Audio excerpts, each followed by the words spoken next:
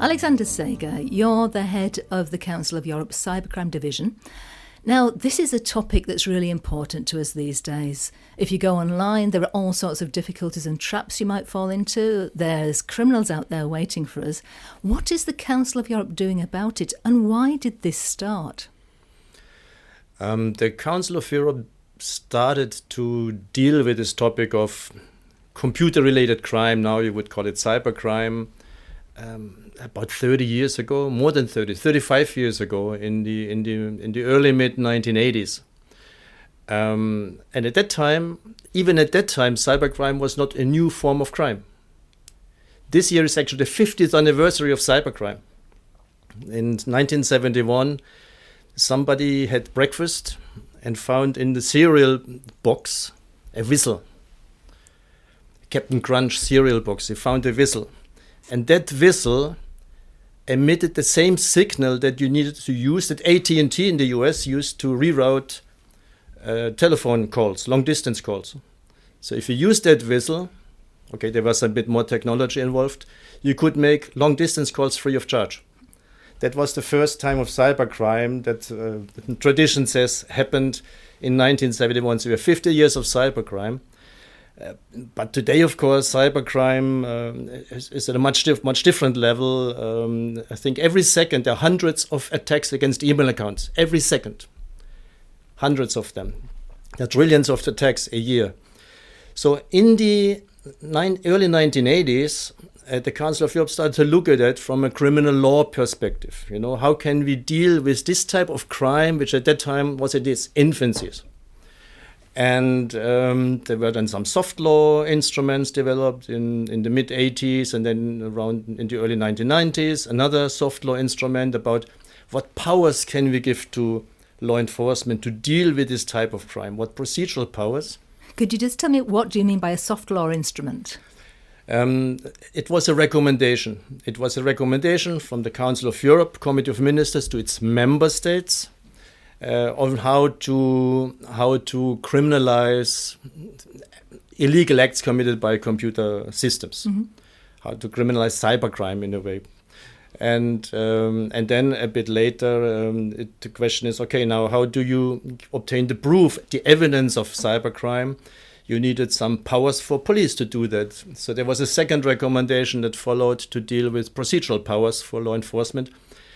Again, cybercrime was important, not that important yet.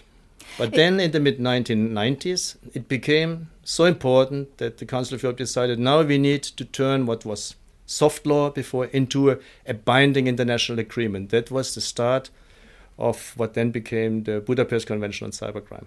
What's really interesting for me is, why should we do it in the Council of Europe? Why is the Council of Europe the place to do action on cybercrime? It seems a little bit counterintuitive, given that it's about technology, it's about something which is very specific.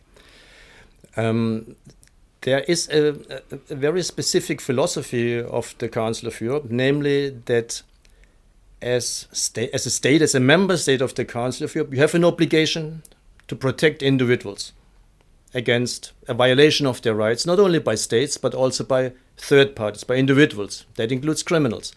So if there is a serious form of crime, as there are forms of crime, governments are obliged to put the means in place to protect individuals against crime. Cybercrime affects the rights of individuals at a massive scale. If you have sexual violence against children online, that affects the rights of thousands and thousands and thousands of children. If you have the private data stolen of millions and millions, of hundreds of millions of individuals, it affects their right to private life, and so on. But it also affects other core values of this organization, rule of law, justice. It affects democratic institutions. Think about election interference, affects the core of democracies. And that's why the Council of Europe is dealing with it now, why it's among the priorities of this organization, but it's also why historically the Council of Europe started to deal with it from the mid-1990s onwards, mid-1980s onwards. So it's really rooted in human rights and all the values that the Council of Europe stands for. And another thing I see is that the great value the Council of Europe has is that it brings governments together. And obviously cyber criminals don't know any borders. They can work across borders. So this would seem to me a very powerful way of dealing with this.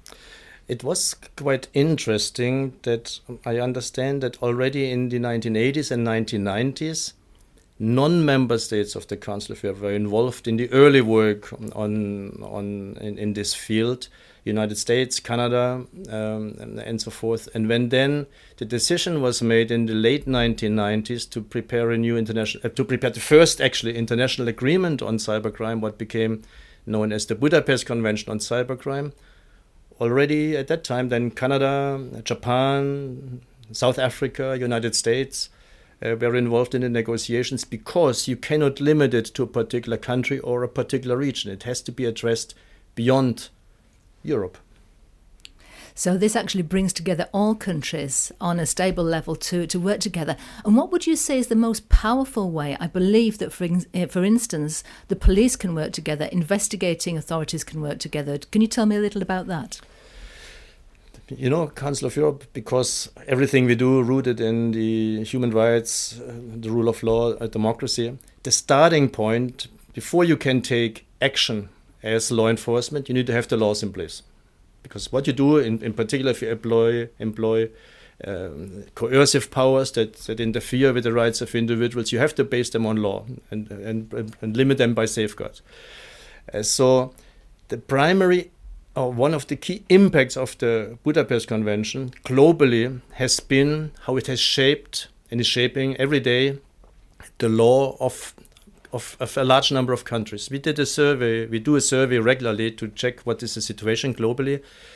And our last survey showed that 126 countries around the world had a domestic law, criminal law in place in line with the Budapest Convention. So 126 countries have criminalized cybercrime offenses against them by means of computers in line with the Budapest Convention. And more than 150 countries around the world have at least used the Budapest Convention as a source, a guideline or a source of inspiration for the law. It has had a huge impact around the world.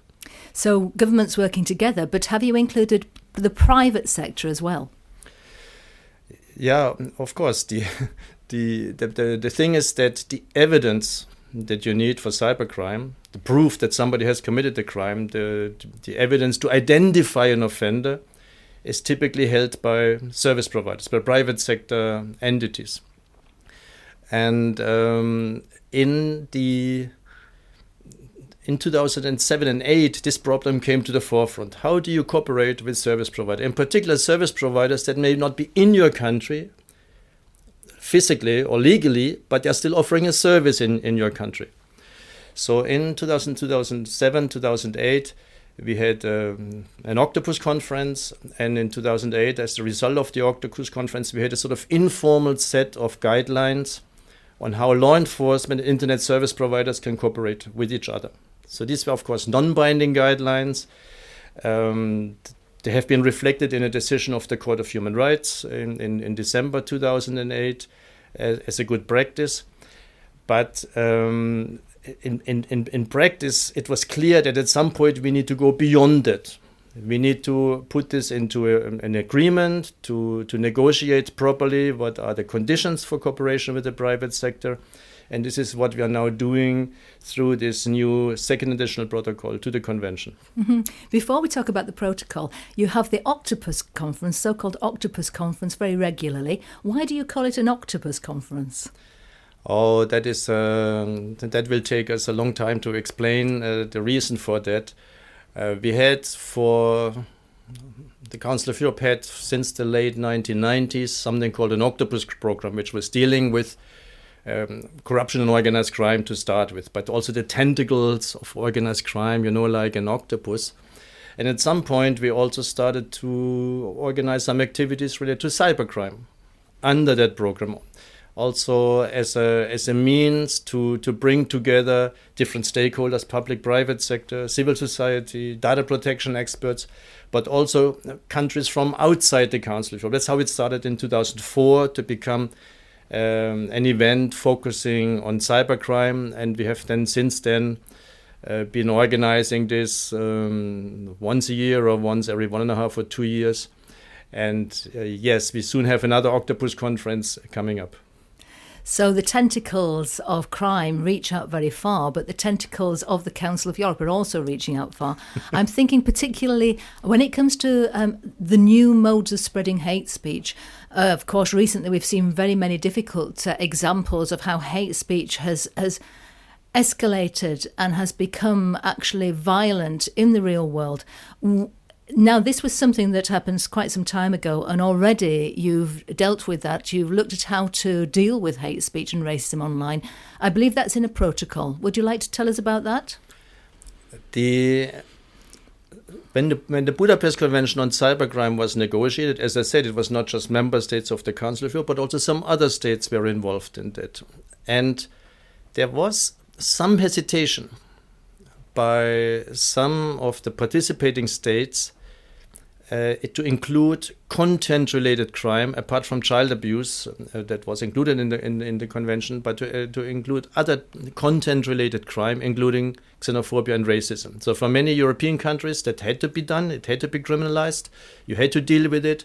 For others, to say, we are not sure of how this collides with the freedom of expression, freedom of speech. So that's why this topic of xenophobia and racism was put in the first protocol. So the first protocol to the Convention on Cybercrime covers xenophobia and racism committed via computer systems. And that one was opened for signature in 2003. It has now about 34 parties to it. We are also promoting this for countries to join. But again, it's a difficult topic, and it's a difficult topic also today as governments struggle with societies, not just governments, societies altogether are struggling with hate speech, knowing that what some countries consider hate speech, others consider a legitimate criticism of governments. Mm-hmm. So really at the forefront of new challenges. And I believe also that a new protocol is coming up, which is also addressing something new. That's gathering evidence by investigators on computers. Would you like to tell us what that's going to be doing? Very important topic. Let's keep in mind one thing. We have been talking so far about cybercrime, offenses against and by means of computers. But give me a single type of crime that would not have evidence on a computer system. I keep asking these questions in different events, and at some point I was in India. There was an event, and they said, we have 6-7 million crimes in our annual crime report for India, and only a few thousand of them are cybercrime. Why would cybercrime be important? We have hundreds of thousands of cases of violence against women. That should be a priority, and not cybercrime. And then I said, in how many of these, several 100,000 cases of violence against women would the evidence be on a computer system? The evidence that a suspect was at a certain location. The evidence that somebody has groomed a victim before a rape, and so forth. And then the police officers in the room said, indeed, 70-80% of all crimes, including cases of violence against women, the evidence is on a computer system, electronic evidence. So that's what we are talking about. We are talking about evidence related to cybercrime, but also any other type of crime. A ransom email in a kidnapping case is electronic evidence, it's not cybercrime. So that's what we are talking about. And this evidence may be all over the place. You may have the offender in the same country, in the same room, the offender and the victim in the same room, the computer, the device in the same room, but the evidence may be stored somewhere in another country. And then there are, of course, multiple other situations where you don't know where the evidence is. The evidence may be in multiple foreign jurisdictions, or in shifting jurisdictions, maybe in the morning in one country, in the afternoon in another country, you don't know. So we need to find tools to obtain electronic evidence from foreign, multiple, or unknown jurisdictions. And this is what we are trying this is one of the topics we're trying to address through this new second additional protocol. And then there is another important scenario that we have to keep in mind: emergency situations, life and death situations. Take the Charlie Hebdo attack some years ago in Paris, where during the attacks, the French authorities needed to already know who are these offenders, who are these terrorists, are they planning something else at the same time? Are there conspirators in the neighborhood that are planning additional attacks and so on? So they needed very quickly to obtain the evidence, which happened to be on Microsoft accounts in the United States. And so within 3 hours, they obtained the evidence, they obtained the contents of the mailboxes. Why? Because the United States has powers in place, the possibility for service providers to disclose very quickly evidence in emergency situations. This is also something we now want to include in this protocol. So that shows very clearly how we can cooperate and how we can be successful in cooperation. So Alex Seger, thank you very much for helping us to understand the work on cybercrime done in the Council of Europe, and we wish you much luck with the future. Thanks a lot.